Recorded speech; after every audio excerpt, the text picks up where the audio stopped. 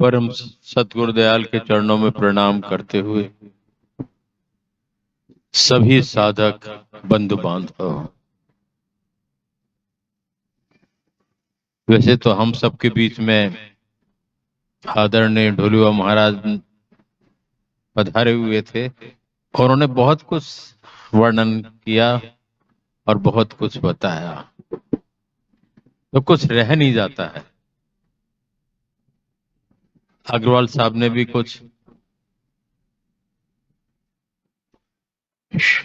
वचनों का महापुरुषों के वचन लिए, उपदेश लिए और हम सब लोगों ने श्रवण किए वो भी,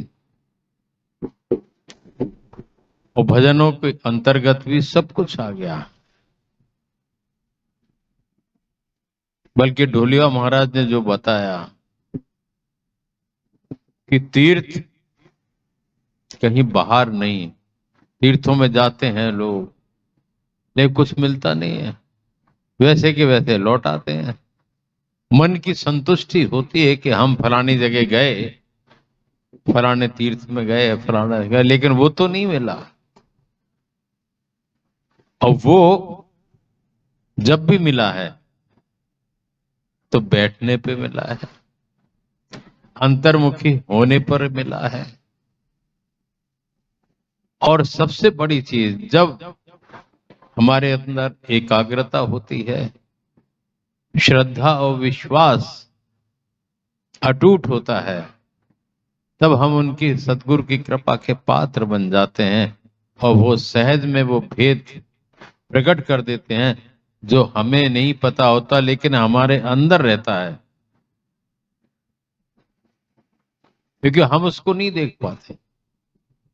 पर सतगुरु कृपा रूपी दूरबीन जब मिलती है, जैसे कहा है, मुर्शिद नैनो बीच नबी है, स्याह सफेद तिलों विच तारा, अवगत अलख रवि है, आंखी मध्य पाखी चमके, पाखी मध्य द्वारा, तेह द्वारे दूरबीन लगावे, उतरे भव जल पारा। हम दौड़ते हैं, कहीं का सुनते हैं, कहीं दौड़ रहे हैं, भाग रहे हैं कि वहां वो मिलेगा, वहां वो मिलेगा, लेकिन वो मन की दौड़ है। दौड़त दौड़त दौड़िया जहलग मन की दौड़, दौड़ थकी मन थिर हुआ, वस्तु ठोर की ठोर। सब लोग जानते हैं कि ऐसी कोई जगह नहीं है जहां वो ना हो, जीव में निर्जीव में सब जगह तो उसका वास है। तो घर में ही घर अगर मिल जाए तो इससे बड़ी क्या बात। और उसके लिए हमारी जिज्ञासा तीव्र जब होती है तो वो कृपावंत होकर के कृपा कर देते हैं और हमें बख्शिश में उसका अनुभव करा देते। अभी कुछ दिन पहले एक भगवान शंकर का दृष्टांत देखने को मिला। हमें भी नहीं पता था कि भगवान शंकर के 3 पुत्र हैं। अधिकांश लोगों को पता है गणेश जी और कार्तिकेय, लेकिन एक पुत्र उनके अंश से और हुआ और उनका नाम ही अंधत रखा था, वो सूरदास हुए। एक राक्षस ने तपस्या की थी, घोर तपस्या के अंतर्गत भगवान शंकर तो भोले नाथ हैं, वो नहीं देखते राक्षस है कि देवता है कि कौन है। लेकिन जिसने एकाग्र चित्त होकर के तपस्या की और कुछ इच्छा रखी उसने, लेकिन तपस्या में तल्लीन रहा, तो भगवान प्रसन्न हो गए। जब भगवान प्रकट हुए तो भगवान शंकर ने पूछा, मांगो वर, वर मांगो। तो वर तो मांगना ही था उसको कि महाराज बस मेरी एक अभिलाषा है, एक इच्छा है कि आपका जो अंश हो वो मुझे आप दे दें। तो भगवान शंकर ने कहा कि समय आने पर तुम्हारी इच्छा पूरी होगी। कुछ समय बाद भगवान शंकर बैठे हुए थे, पार्वती जी ने पीछे से उनके नेत्र ऐसे बंद किए और उसी समय भगवान शंकर के अंश से एक उत्पत्ति हुई जो सूरदास थे। क्योंकि भगवान शंकर के नेत्र बंद थे इसलिए उसको रोशनी नहीं मिली, सूरदास रहे। तो पार्वती जी ने और शंकर, पार्वती जी का मोह हो गया कि तो मेरा पुत्र है, और शंकर जी ने वादा किया था, वरदान दिया था कि जो भी अंश होगा, जैसे हनुमान जी भी भगवान शंकर के अंश हैं, कि वो उसको दे देंगे। तो भगवान शंकर ने पार्वती जी से कहा ये अपना नहीं, ये उसको, तो राक्षस था उसकी तपस्या का फल है, उसको दे दे। दुनिया में भी मोह रहता वहां भी रह जाता है।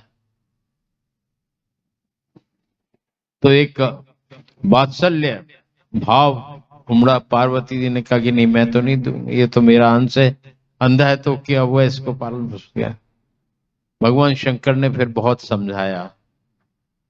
खैर पार्वती जी ने वो जो पुत्र था उसको उनको दे दिया और उसका सूरदास होने की वजह से अंधत्व नाम रखा।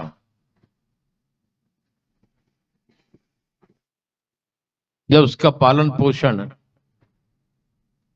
वो राक्षस प्रवृत्ति के हाथों में गया तो उसकी प्रवृत्ति भी वही होने लगी। कहीं गुरुकुल में उसकी शिक्षा दीक्षा नहीं हुई, लेकिन पार्वती जी को अटैचमेंट तो था ही। उन्होंने बहुत कहा कि अब वो बड़ा हो गया, उसको अब तो मैं ला सकती हूँ। तो उन्होंने शंकर जी ने कहा उसको वहीं जिसको दे दिया उसके पास पलने दो। पर पार्वती जी का मोह नहीं माना, उन्होंने बहुत कहा तो उन्होंने कहा ठीक है ले आओ। पार्वती जी उसके पास से उस पुत्र को लेके आती हूँ, बताते हैं कि मैं तेरी माँ हूं। उसको पुत्र को बताती मैं माता हूं तुम्हारी। तो वो एकदम कहता है कि फिर अभी तक आप मुझे क्यों नहीं मिली। उसको तो बोध ही नहीं था।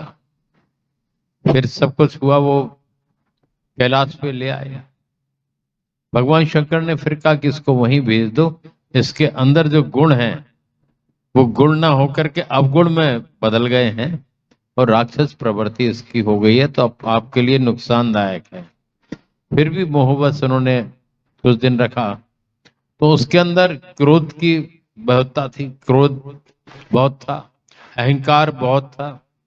देव और राक्षस में यही अंतर होता है कि क्रोध और अहंकार उनके अंदर नहीं आता, तो उसके कारण उनको कार्तिकेय और गणेश जी से ईर्ष्या होने लगी। ये तो मेरी माँ है। और भगवान शंकर को भी वो दूसरी दृष्टि से देखने लगे और कुछ भी शब्दों का प्रयोग करने लगे और बदले की भावना वो आ गई, जो राक्षस प्रवृत्ति होती है। फिर भगवान शंकर ने कहा कि उसको बुलाओ, जिसने पालन पोषण किया उससे कहो इसको गुरुकुल में डालें।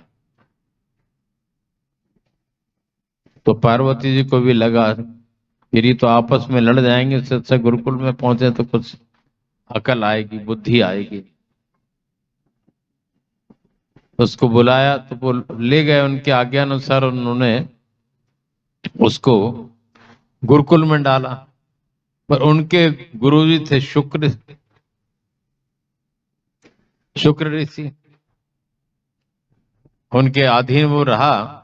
तो उन्होंने सारी विद्या राक्षसों की जो होती है वो उसको सिखा दी।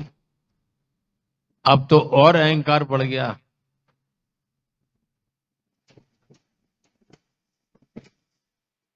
और अहंकार बढ़ करके बदले की भावना और ज्यादा जागृत हो गई। तो भगवान गणेश और कार्तिकेय से लड़ने की इच्छा हो गई कि मैं उनसे लड़के, और महादेव जी ने मेरी माँ को मुझे नहीं सौंपा है तो माँ को लेके आऊंगा। महादेव जी से भी दुश्मनी पाल ली। अब इस तरह की उसके कार्य देख करके महादेव जी ने कहा, भाई हमने तो कहा था कि ये अपने लायक नहीं है, वो उसी के परिवार में पलने लायक है। और गुण हो तो सूरदास भी भक्त हो सकता है, अवगुण हो तो नेत्र वाला भी राक्षस हो सकता है। क्योंकि उनको नेत्र नहीं है लेकिन क्रोध और अहंकार भरपूर है, तो वो तो राक्षस प्रवृत्ति के हैं ही। लेकिन साधारण मनुष्यों में, साधारण साधकों में अगर क्रोध है, अहंकार है, तो नेत्र होकर के भी वो सूरदास है, उनको ज्ञान नहीं मिलेगा। तो हमें चाहिए, साधकों को चाहिए कि इन दोनों चीजों पे कंट्रोल करें। अहंकार से क्रोध आ जाता है, अपनी बात नहीं मानी तो क्रोध आ गया, और वही प्रवृत्ति राक्षसों की हो जाती है। अपने को नाम से जोड़ने की जरूरत है, उसकी कृपा के लिए प्रार्थना करने की जरूरत है, और सहज और छोटा बनने की जरूरत है, ताकि सदैव हम सदगुरु की कृपा के पात्र बने रहें। सबसे यही आग्रह है। इतने वर्ष हम सब लोगों को व्यतीत हो गए हैं, लेकिन क्रोध और अहंकार में कमी नहीं आती है, उसकी वजह से हम आगे तरक्की नहीं कर पाते। सबसे बड़ा आवरण है अहंकार। वो अपनी बुद्धि इस क्षेत्र में वैसे तो लगाना नहीं चाहिए, क्योंकि यह करनी का खेल है। ना ही बुद्ध विचार, बुद्ध छाण करनी करे तो पावे कसार। करने का है, सदगुरु ने जो आज्ञा दी है, आदेश दिया है, उनके आदेशानुसार साधना करने का है, नाम का सुमरण करने का है। अगर निरंतर हम नाम का सुमरण करेंगे तो अपने आप इन चीजों में कमी महसूस होगी, वो कमी आएगी, हमारी पात्रता भी बढ़ेगी। सबसे बड़े झगड़े के कारण है क्रोध और अहंकार। जब उसमें कमी आएगी तो हम सहज बनेंगे, भक्त बनेंगे, साधक बनेंगे, और उसकी कृपा का अनुभव निरंतर हमको होता रहेगा। तो साधकों से यही है कि कोशिश करें कि नाम से अपने आप को जोड़ें, मन को तल्लीन करें, ताकि दूसरी चीजें हावी ना हो, पर हम उनकी कृपा के पात्र सदैव बने रहें। ओम।